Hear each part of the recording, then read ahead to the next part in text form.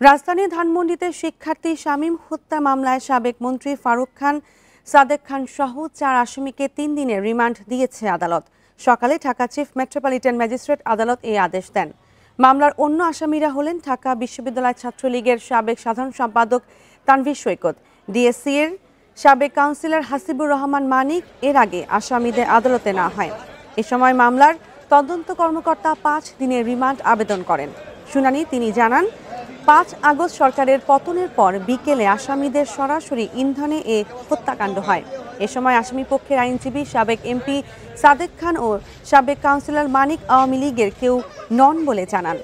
আসামিদের বিরুদ্ধে হত্যার সুনির্দিষ্ট অভিযোগ নেই বলেও উল্লেখ করেন।